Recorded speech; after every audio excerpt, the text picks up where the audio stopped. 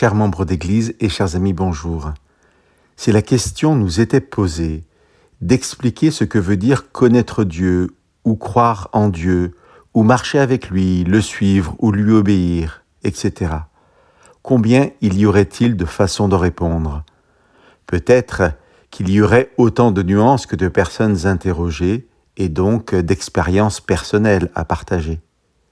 Cependant, le verset que nous allons lire aujourd'hui parle moins d'une expérience personnelle dont témoignerait l'apôtre Paul que d'une réalité propre à tous les croyants, réalité que vous et moi sommes appelés à comprendre, à vivre et à respecter. Réalité que les membres de l'Église de Corinthe n'avaient pas encore bien comprise. Je vous lis le verset 17 du chapitre 6 de la première lettre de Paul aux Corinthiens. « Celui qui s'attache au Seigneur est avec lui un seul esprit. » Tout le contexte de ce passage est une exhortation de l'apôtre pour que les croyants de Corinthe n'aient pas une vie de débauche, mais une vie qui convienne à ceux qui ont rencontré le Seigneur.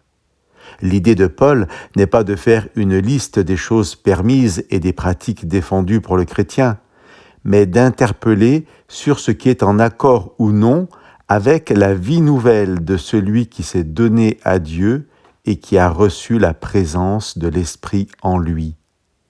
Celui qui s'attache au Seigneur est avec lui un seul esprit, nous dit le verset 17. Je vous lis les versets 19 et 20 qui suivent. Ne le savez-vous pas ?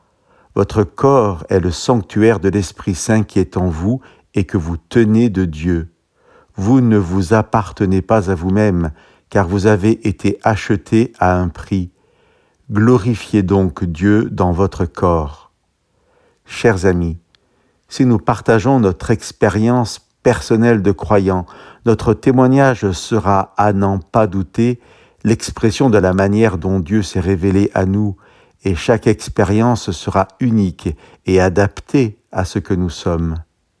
Néanmoins, il est des réalités de la présence de Dieu dans la vie du disciple qui sont universelles dans ce que Dieu attend. Nous ne nous appartenons plus. Notre corps et notre esprit, ce que nous sommes en fait, appartiennent à Dieu. Dieu, par son esprit, est en communion avec nous, faisant de ce que nous sommes son temple. Laissons cet esprit prendre la place qui lui revient et veillons à ce que notre comportement, en quoi que ce soit, ne soit pas une offense à cette présence. Chers amis, laissons-nous bénir par la présence de l'Esprit de Dieu en nous.